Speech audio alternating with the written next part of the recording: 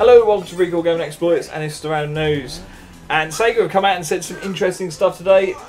Apparently, they have actually said sorry that they've betrayed the fans and they want to win us back with a new game announcement this September at the Tokyo Game Show. Yeah, the actual quote from the CEO and president of Sega, Hajime Satomi. Sorry if my pronunciation is completely off. I'm not good with Japanese pronunciations because I'm English. I think it's just a thing English people can't do.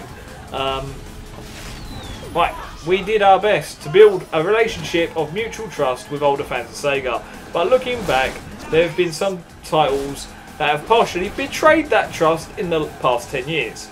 No fucking shit. Sherlock. Sega in the 90s was known for its brand, but after that we lost trust, and we were left with nothing but reputation. For this reason, we'd like to win back the customer's trust and become a brand once again. Well, what it means there is, back in the 90s, if you don't know, you should do, but, you know, there's younger people, so I'm going to do a quick overview of the situation back in the 90s. You had Nintendo, you had Sega. Both really good consoles in their own rights. Both sort of equally powerful. So the Nintendo dub had better sound, and Mario. Sega had Sonic. Not as good sound, but it had more colours, so games tend to look a little bit more vibrant, although slightly more pixelated on the Sega Mega Drive. The things were brick shit as is. I had the Sega Mega Drive 1, which had a volume dial on the left hand side, which was really weird. The volume jack, it was just a volume jack, a headphone jack. There you go, I know English. I had a migraine earlier, so I might just completely mess up my words throughout this entire video, so many apologies. But they had excellent games. They was releasing game after game after game after game. Both companies, Nintendo and Sega alike, to try and outdo the other game for, you know, killer apps. So, I mean, you had Sonic, you had Decap Attack, Vector Man, Comic Zone, and that's just sort of like the newer games, except for Sonic. You had Afterburner, Outrun, Shining Force, just unbelievable amounts of games coming out on both ends of the scale. And then you had the third-party titles that was banning over. Obviously, Mortal Kombat ended up having gore on the Sega, because the Sega was actually aimed at teenagers and potentially adults as well as children, but they did really gear it up for the teenagers, whereas Nintendo was still, you know, a family-friendly and has continued to be a family-friendly platform. So basically, you can sort of make a comparison between Sega and the PlayStation, because when the PlayStation came out from Sony, that was really geared towards adults and teenagers, you know, their Resident Evil games with the gore and stuff. I mean, Sega have also done the sort of, they were releasing games like House of the Dead and Virtua Cop, which were more mature games. Obviously Virtua Fighter, which was more based on realism, I'd say that loosely. But they had great games all the way through. I was with Sega from start to finish.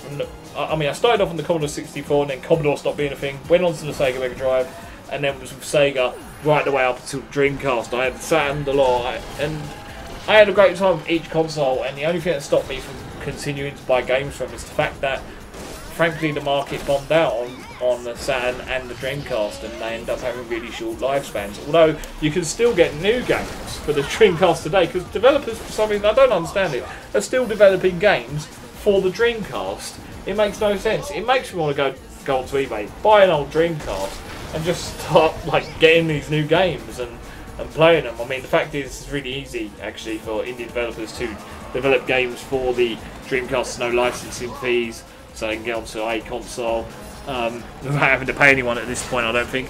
And it was so easy to pirate games, so I think it's part of the reason why the console died. The fact is, there was two different boot modes, one for games and one for audio CDs. If you get a boot disc and put it in before putting in your copy of the game, basically you put in the second CD mode, which would just load games anyway for some reason, I don't know, wizardry.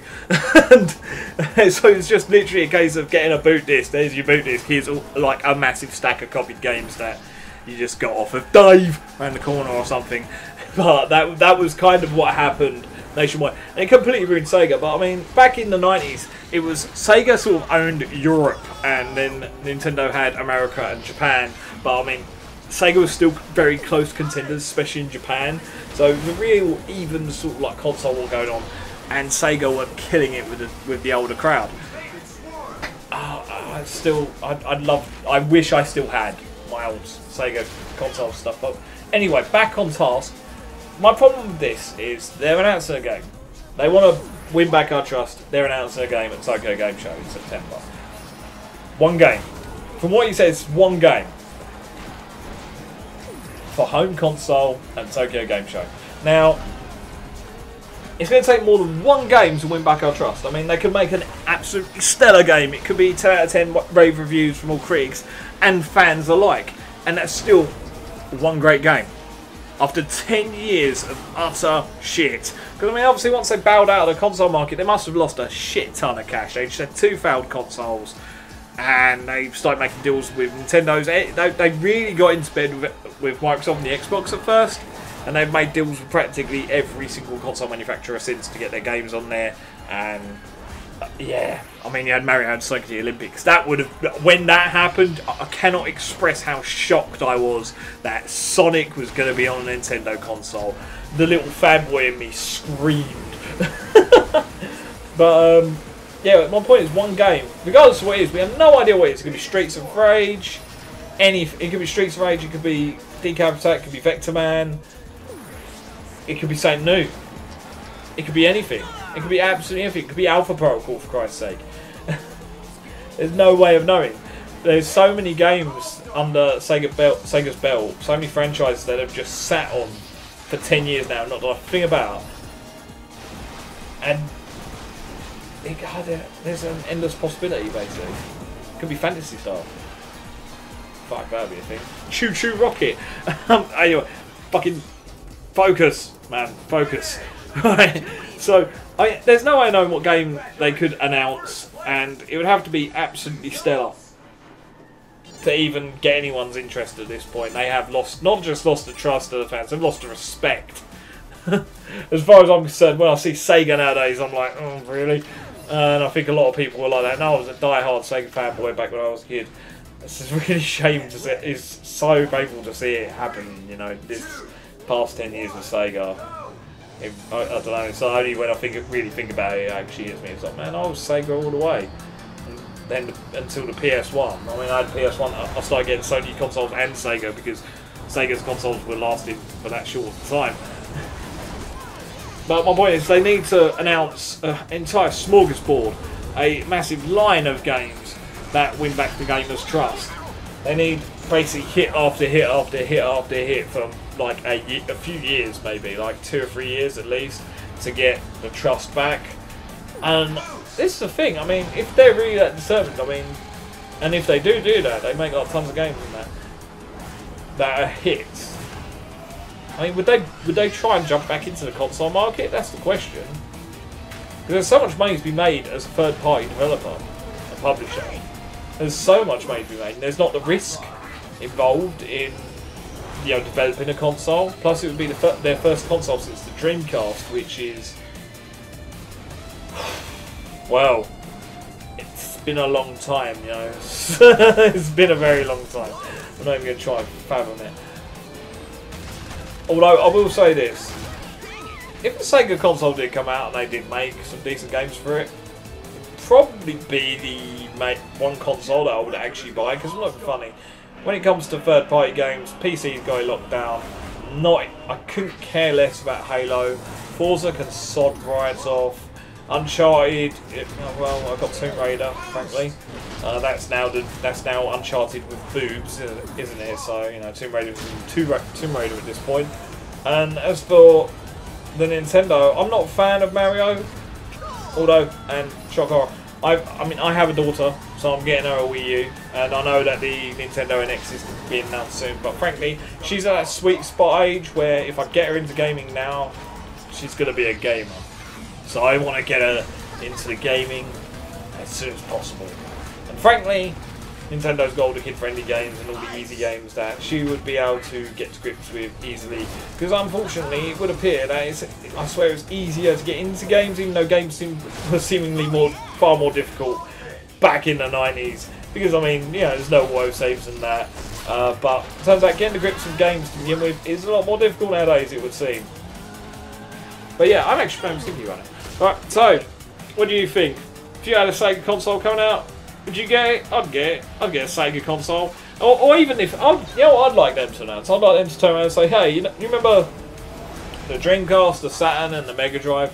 Well, here's the Dreamcast, the Saturn, and the Mega Drive in one box, officially made by Sega. Not like these third-party shit things that have been released by sod knows who. You know, companies you've never even heard of. My mum's got one. She spent like £60 on this Sega Mega Drive thing. I do call it a thing. It's the cheapest. It's the cheapest built piece of crap going. And I know she's probably gonna fucking hear this now, won't me? So yeah, sorry, mum, but you've wasted your money. Basically, all the buttons feel like they're gonna fall out. They're spongy as hell. The plastic feels like something that you'd use as packaging rather than actual product, and it uses infrared. It's like wireless controllers. Yeah, they're infrared, so they're about as accurate as your TV remote. Now imagine trying to play a game with a fucking TV remote. If you've ever played those Sky TV games, you know how fucking shit it is. Or any game on a DVD special features menu, normally on like, you know, kids DVDs, they have that. Try playing one of those, and then imagine trying to play Sonic the Hedgehog and Streets of Rage on that. It's an absolute arse. I mean, I want like a proper Sega Mega Drive, Sega Saturn, Dreamcast thing come out. That would be awesome. I would buy that. I would buy that in a heartbeat. Or, you know, a new Sega console that happens to have backwards compatibility. That would make my fucking year. That really would. I'd be on eBay buying all the games. But yeah, anyway, enough fanboying of days past. It's going to take a fucking doing. Sega's got a monumental task ahead of them. I hope they do it. I'd like to see Sega get back on form. I'd like to see a lot of developers get back on form. I mean, fucking Capcom and Konami. What a joke they've become. Honestly. Bandai. I mean, basically, every Japanese developer has gone right the way down the toilet, except from Nintendo, which, from what I hear, are making incredible games, but consoles are just not selling. So it's like, if Nintendo was a third-party developer right now, they'd be making fucking bank. But because they're keeping it to their own console, and fair play to them. Stick in the market if you can. You know, stick in the console market if you can, because there's money to be made there. And obviously, fanboys tend to side with you a lot more if you have your own hardware. But like, if they was third-party, fuck me. Like the reviews their games get, I mean, I don't know if it's. I'll find out soon because I'll be getting a Wii U at the end of the year. That'll be a Christmas thing. So I'll find out, because I'll be getting out of like Mario Kart 8 and Smash Brothers, like the two main fucking contenders for the best game going on the Wii U. So I'll have those, and you know, I'll be able to see. I'm not a massive Mario fan.